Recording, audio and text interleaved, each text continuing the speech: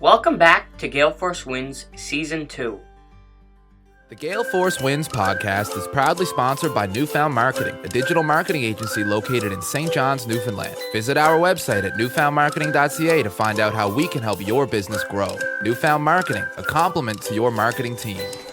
Well, welcome to another wonderful edition of GaleForceWins. Can't begin to describe how happy I am to be in conversation with these fine gentlemen right here at the headquarters of the Newfoundland and Labrador Construction Association. I can tell you right now, we've done a lot of work with this association and I've loved every minute of it. I'm Alan Dale. With me as always, my good buddy Jerry Carew from the East End of St. John's. How are you, Jerry? I'm doing extremely well. We are here today with Bill and Paul from the Shriners. And I cannot wait to learn more about the Shriners organization and how we're going to raise some money through their collaboration with the NLCA. We're going to raise some money. Fellas, why don't you go ahead and introduce yourself? Sure, I'm Bill Radford. I'm the what they call potentate of Mazol Shriners this year. It's normally a 1 year posting but it takes 5 years to get there. You get elected to what we call a divan, which is a board of directors. You will notice that I will be using from time to time some terms I sound a little bit more familiar with Arabic than English, and that's because of the origins of the organization. And so as potentate, I am, like I said, referred to as the chair of the board of directors. So it is my job to kind of keep things on track, keep things moving along, and as it is with any type of organization. And motivate. What we have is a fantastic team who get motivated by the efforts with the feedback we get from the community, the efforts we get from the community, such as our relationship with the NLCA, and dealing with some of our patient families, Right. who they will give us feedback on their experiences and how it's changed lives and that kind of good thing. So. How about yourself? Well, I'm Paul Rose, and I am what I used to be what he is now. And I see that. yeah, Past potentate. No, I'm still alive. but pretty well what Bill said sums us up. I was potentate for the Mazol Shriners in 2018. And of course, Bill is potentate this year and threatens to stay on for next year as well. Yes. Rumor to that effect. So hold on, Alan. So you would have went through the pandemic as potentate? No, not really. I was out after that. I Okay. finished in 2018. What happens is we go on, as Bill said, we go on the divan. And the divan is like the executive. And you progress each year for 5 years. Uh-huh. And when you get to the top, you're the potentate and the buck stops there. So, and that's pretty much it. So, Gotcha. We're the management team that keeps the shrine going and does all the interaction with the community and stuff like that. So, fellas, you didn't arrive here right out of the gate. So what was the pathway to get to where you are within this organization? Go ahead. Well, not sure about how far back. I'd like to go all the way back. Okay. Back in time. Well, I won't go back to birth. That may not be a great subject to cover. Sure. This kind of situation. But I will go back to, in order to be a Shriner, you had to be a member of the Freemasons. Okay. So you're a member of Masonry. And in 1974, my brother, who was a member of the Masonic, spoke to me. We went to a couple of social events. I liked what I saw. Of course, the Masonics is a fraternal organization, so it's brothers looking out for brothers and that kind of thing. And I really appreciated it. Little did I know at the time that we were actually raised on Masonic principles from children. Mm-hmm. Our father was a Mason, and he was a very busy Mason until he got to the point where he started to have his family and some of the demands of life were such. And so I can see now what happened because I'm one of those and I'm all in. And I'm quite sure that Dad was all in and he recognized, so he kind of stepped to one side. So then when my brother got involved and I got involved, well, he really wanted to get back, which he did. And it was, as I learned about the tenets of Masonry, I could relate to how we were raised, like I said, how you treated people, how you reacted to when somebody did something. You didn't kind of jump, you tried to figure out how come that is, why is that going on? So anyway, so like I said, I joined the Masonic in 1974. I've always been a little bit, I'm outgoing and whatnot. So anyway, I got into office in a very early stage. And in 1980, I decided I was going to join the Shrine, and kind of had a unique thing happen because my father joined the Shrine the same day I did. And our brother was already a Shriner, and it was a very emotional. I could fill up here now even thinking back to when we did that. And so then, that was a very busy time for us, for sure. And it also gives me a reflection on how society was then versus how society is today. My wife, the good fortune of being a stay-at-home mom, and allowed me to be able to become very active in some of these organizations. Right. Because she was home minding the fort, and she really supported, these things that I did. And we really recognized too what a great benefit the Masonic and the Shrine had on our family. Right. I'm sure that my father lived at least 2 to 3 years longer because he was involved with the Shrine.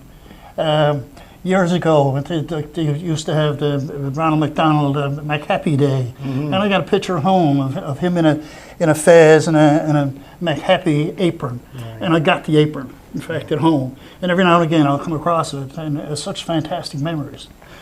So, I was young when I became master of St. John's Lodge. That was in 1983. So I was 34 years old. So at that point in time, I had been the youngest master ever, in that particular lodge, which I was dethroned by somebody else a few years later. But then I got revenge because my son joined the Masonic, and he was master at 31. Wow. But anyway, did he dethrone the guy that dethroned you? Yes. That's sweet revenge. It was sweet revenge, but from a brotherly love point of view. Correct. It's one of those things, and one of those types of organizations too, where amongst your members, you can say, boy, you got a big belly, and they'll say, well, sorry, you lost all your hair, and people don't get offended or anything else. I have both those things. That really hurt. Does that hurt? Well, that's a shame. Well, I have a suggestion for you, Jerry. In my pocket, I have an application. Service runs deep in your family. There's no doubt about it. You can feel it. And you can feel the passion when you talk about it. And thank you for that. How about your journey to get here? Well, I don't think I had the same intense journey at home. My father actually was a Mason as well. Not that he was involved all that heavily in the organization. I remember him being, going to meetings every week, and I had an uncle who was very active in the Masonic as well. But for some reason, I never chose to get involved in Masonry as early as people such as Bill did. It took me longer, I guess, to wise up to it, so to speak. Right. And growing up, I guess, and in my early career in working, I was involved in a lot of organizations. I was heavily involved in sports and that. So, and I participated in a lot of sports boards and bodies and executives and stuff like that. And my job basically when I was working was marketing support, helping companies, expanding markets, taking companies around the world, taking them on trade missions, things like that. And that whole thing of helping companies expand and working with them and making them better, I think in later life made me look to Masonic and look to the Shrine as a place I wanted to be. And I guess as I started to wind down my career, as I got into my mid-50s, I guess, I kind of looked at the Masonic and thought, well, maybe I should. And I remember Dad having the Masonic plaque in the basement, the initiation plaque that we get, and I remember that vividly. And my neighbor at the time said to me, he said, I'm a Mason. He said, why don't you come to a meeting with me? So I said, sure. So I went along, and that was back in 2003, I guess that was. Yeah. And I've been in it ever since. And from there, it was a natural evolution. About 8 or 9, 10 years later, I became a Shriner. and went on from there. So it's been not as a long as journey as Bill. But the funny thing is, when I became a Shriner, or I should say when I became a Mason, the guy that led me down the floor that night when I was being initiated was this guy here. Oh, great. Yeah. So let me get this straight. So Coincidentally. all Shriners are Masons. Yes. But not all Masons are necessarily Shriners. Is that correct? That's correct. So explain a Shriner to me. What does a Shriner do? What is the crux of what it is that you do? Well, I guess really, we like to say shrine is the Shriners are well, the shrine is the fun part of Masonry. Okay.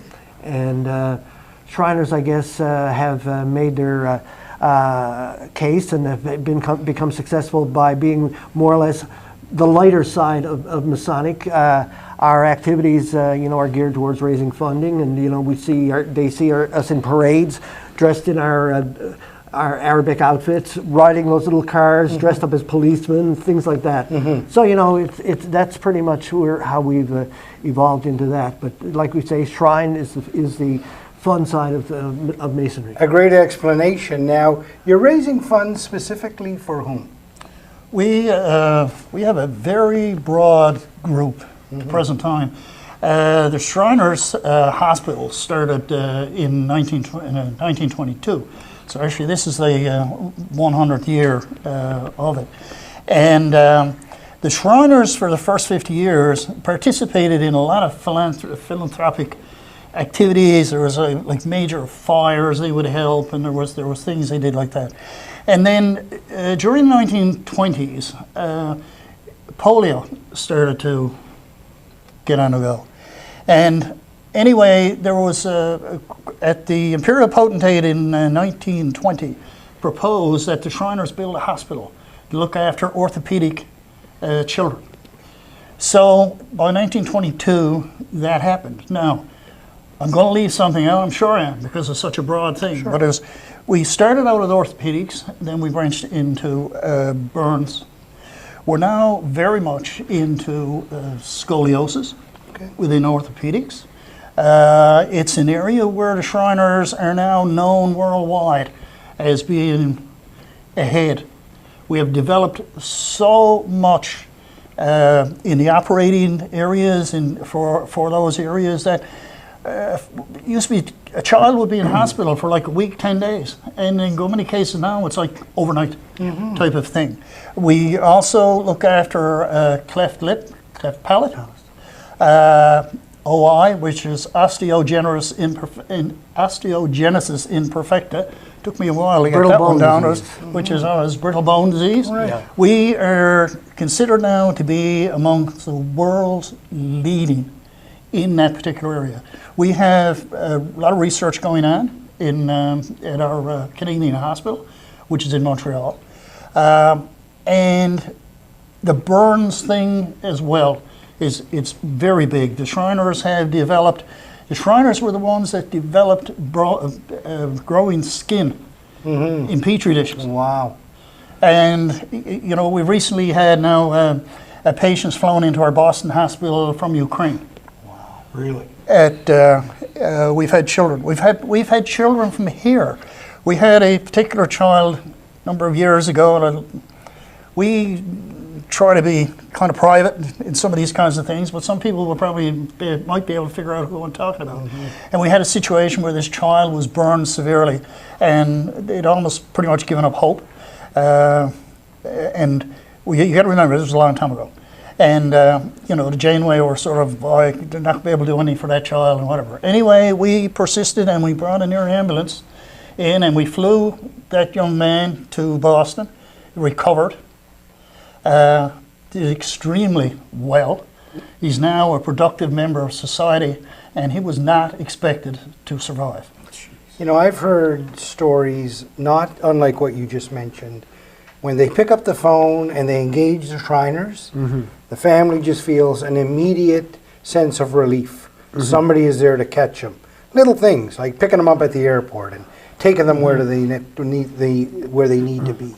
Those things that are stressful in the moment, you're right there for them. Yeah, what we do is, with families and that, we'll embrace the family. Our office manager and the Shriners will come to the fore more or less to work with the family.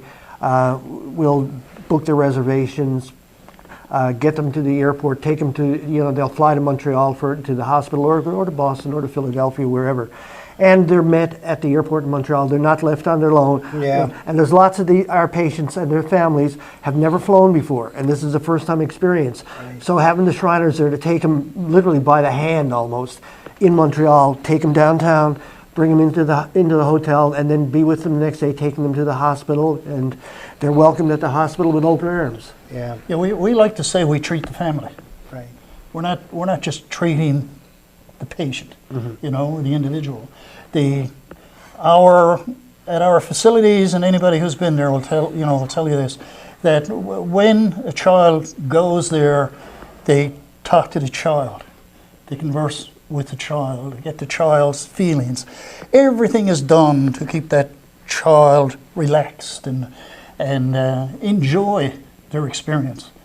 We've got families where they've been back and forth, a number of times, and the child hears that they got to go to the Canadian hospital in Montreal, and they're happy, they're delighted.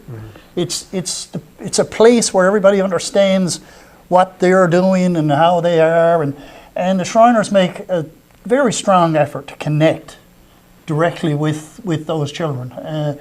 Like the phrase that, not all superheroes wear capes. Well, they don't. There's a lot of them wear, and I can't say uniforms, because in our hospital in Montreal, they don't wear uniforms. Mm-hmm. They wear regular clothes, so that the children will feel almost like they're in a hotel more so than they're in a hospital. What you're describing, fellas, is the very foundation of our society, caring for people, and that's a beautiful thing. And I know that staying on this foundation theme, you guys have a wonderful relationship with people that take our society beyond the foundation and build great things. The Newfoundland and Labrador Construction Association, these people are doing wonderful things for Newfoundland, and you guys have a wonderful relationship with this organization. So tell me a little bit about that relationship and what that means. Well, we certainly do have a very good relationship with the Newfoundland and Labrador Construction Association, and we are extremely appreciative of it. Our relationship with the organization broadens our scope. It gives us, they raise money for us. They've helped us to the tune of $420,000 over the years. But they also, a big piece in our type of enterprise, for lack of a better word, is awareness.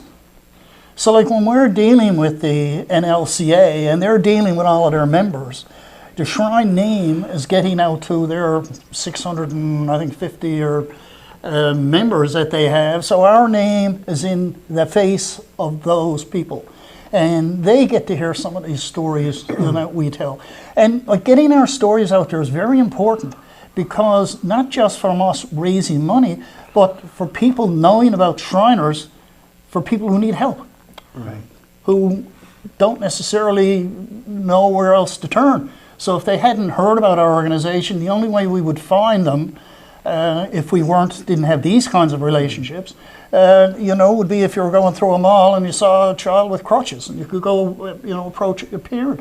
But we are getting, through some of these kinds of relationships, we are getting now a lot of calls, a lot of internet inquiries. Social media has been very good. And again, through relationship with the NLCA, this opportunity. We wouldn't get this opportunity without this kind of a relationship and them caring so much about us. Yeah. Big event coming up, right? You want to talk about that? Let's pick up the piece of paper here, and we'll talk a little bit about this Boots and Buckle event. So, Jerry, do you want to tell us about it, or Well, I'm going to give it Boots to and you? You Buckles. want to be the lead singer of this band? No, I like being the drummer. Well, on October 27th, there's a huge fundraiser that the NLCA is putting together, and you too will be there, I would expect. Are you going to have some more people at that event on October 27th? We will, we will. Okay. 28th, We, October we, 28th. we normally will bring out a contingent of Shriners who chip in and do what's required to make the evening a success. Whether that's selling tickets, spinning wheels, collecting money at the door, giving out prizes. You know, we're there to do the on the floor work. And you've been at one of these events We've before. done a number of these Tell over us the a years. little bit about how that unfolded, and then we'll talk about the specific moments event, coming yeah. up. Well, I guess from my personal experience, I can talk to the casino night that we had during my year on the divan, or my years on the divan. We worked various tables. We helped sell tickets that night. You know, there was what goes on at a casino night. You know, we were helping out in all sorts of different ways. That particular time, we also had the premier. We engaged. We had the premier participate in our dinner that night, which was on a Saturday night. He came in. We actually gave the local garage here in town, an automobile dealership, donated a vehicle, and they were, you know, that was given away that night, and the level of interest was phenomenal that night. We had several hundred people in the audience, and it went over really, really well. And that night in particular, we brought out one of our star patients, so to speak. Right. And this was one of our patients who had an unfortunate skiing accident here on the island. And we rushed him to Philadelphia, and he has become a spokesman for our cause over the years. He's participated in a number of activities and been a speaker at a number of events for us. And we really appreciate that. But he is he's a shining example of how Shriners jump in and how they help in life-threatening situations, as that was. Well, I just want to jump in there, and I think part of the idea, Alan, behind GaleForceWins putting our social media power behind this is that in the past, the money has been raised on the night of the event. Right. We are a month and a bit away from the event here right now. We're going to post this on social media. So what we're asking is for people to actually donate, and there will be a link at the bottom of this video. video. Link below here. There will be a link below here, up here, wherever we decide to put it, right? Yep. Trying to be one of those young people doing it, you know. But I think in advance of this event, there's people that can help. Right. Besides the people that are in the Newfoundland and Labrador Construction Association. So this advance warning, you said social media has done well. We want to piggyback on that. We want to help the Shriners do what you're doing, because I got quite emotional while you were both talking about what you do. Yeah. So You're 100% right, Jerry. You can donate now. Start donating now. It's important, right? So there'll be a link provided, and we want people to really lean into this early. As they say in PEI, vote early and vote often. Get on that link and vote early and vote often. Start donating money now. he ran for politics, by the way. So it's going to be at the Delta Hotel. It's promising to be a wonderful night. It's going to be a tribute band to the Dixie Chicks. So it's going to be wonderful. That's a high energy rock and roll country band. It's going to be great. It's called Boots and Buckles. It's at the Delta Hotel, and tickets are $50 each. And here's the best part of the whole thing. 100% of all the money raised goes right to this wonderful organization, and I think that's very powerful. Guys, I'm going to ask you a couple of really quick questions that I'm sure that a lot of the audience want to know. What is the origin of the fez? The origin of the fez. Well, I think as I mentioned earlier, this Arabic theme, and the shrine being started by two individuals. One was an actor who had done a tour of Europe and had attended a party, and he thought this was fun and frolic. It was really the thing of the day. So they got together and they figured out how the organization was going to look, and they decided that they would use the fez. And the fez is named for the city in Morocco of Fez. So it is something that is distinctive, that when you see a red fez, you know it's a shrine organization. So these guys were like way ahead of their time before they invented words like branding and some of the things that we're doing today. You know, you can pick out all kinds of buzzwords. And this was an actor and a doctor. So, you know, if they had today's tools, wow, not sure where else going. The fez, that's how that comes about. Well, shukran for that. And tell me this now, why should people donate to the Shriners right now? Why should they do that? You explain that to us.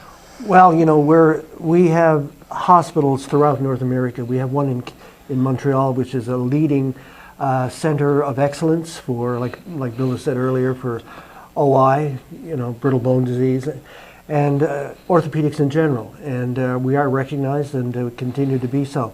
But the Shriners do things for children which are so important. If you have a child who has a clubbed foot, if you have a child who has a cleft lip, you have an unfortunate incident where your child could be burned severely.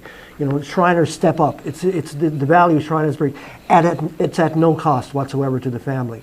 We come in there and we take the family, as I said earlier, literally by the hand, take them to our hospital, and whatever it takes to start the healing process, we're there for them. Absolutely no cost to the family. Absolutely not. Unbelievable. How would they engage you? When a family needs help like this, how do they get access to your service? Well, we, of course, we're on the internet. Anybody can just Google Shriners.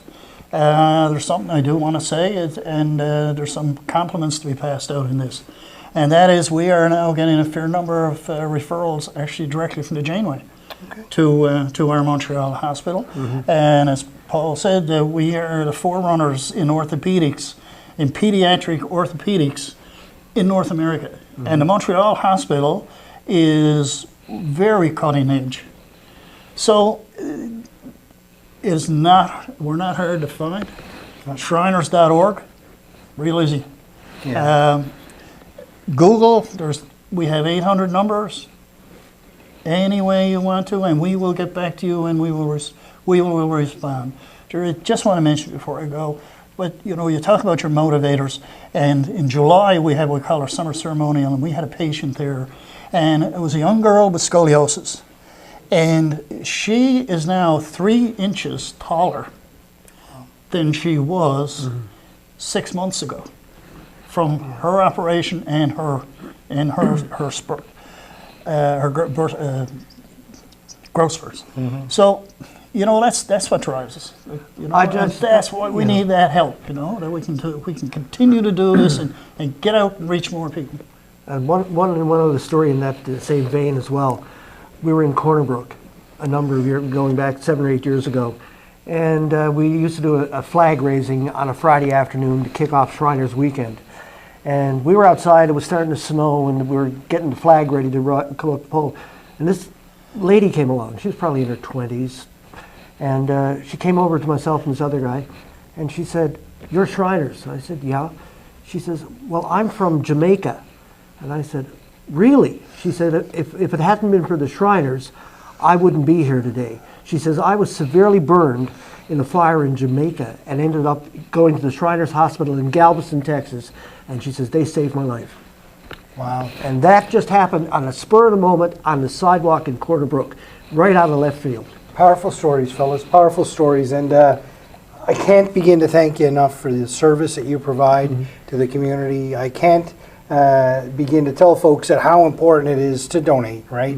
I mean, this is a genuine, you're helping fellow citizens here, So we'll get on there, we'll get people on that donation page and do it. So let's not forget the Boots and Buckles event at the Delta Hotel. It's going to be a tribute band, Dixie Chicks. You guys are probably are you big fans of the Dixie Chicks? Oh, yes. Oh, yeah, I love them. Jerry, I know you are. I love them, actually. Yeah. We drove to Nova Scotia, and they're not called the Dixie Chicks anymore. Just the No, chicks. the chicks. Oh. Right. The chicks, yeah. Just want you to be politically I stand correct. corrected. Okay. Yeah. Okay. So tickets are $50 each, and it is October 27th, 28. 28th. So it's 27th here, but it's actually the 28th. So I think it's going to be a wonderful event, and we have more news coming in. Purchase your tickets at nlca.ca. So that's it. Purchase your tickets at nlca.ca. Get a ticket for that event. Go on and donate, and I think it's going to be a wonderful event. Any last words, guys? Yes, thank you very much to GaleForceWins, and even more so, thank you very much to the NLCA. Without this type of thing, we would still be walking around in malls trying to find patients, but you get it out there, you get it out on social media, and get the attention that we need, and really appreciate it. Thank you very much. Well, Bill, you know what? you have given to your community, you've given to your career, and you continue to give. So you do, Paul. Okay, And I'm thank you. telling you, I have nothing but respect for both of you. And that's what it looks like. That's what, when two good organizations come together and try to do good things for a community, the NLCA and the Shriners, good things happen. Get to that event, donate. Let's make a difference. This has been an unbelievable evening, guys. I can't begin to tell you how much I appreciate it. I've learned a lot about Freemasonry. I've learned a lot about the Shriners in this conversation, and I've learned a lot about the good things that we can now do together. So thank you very much. A real honor. Thank you. Thank An you. honor too.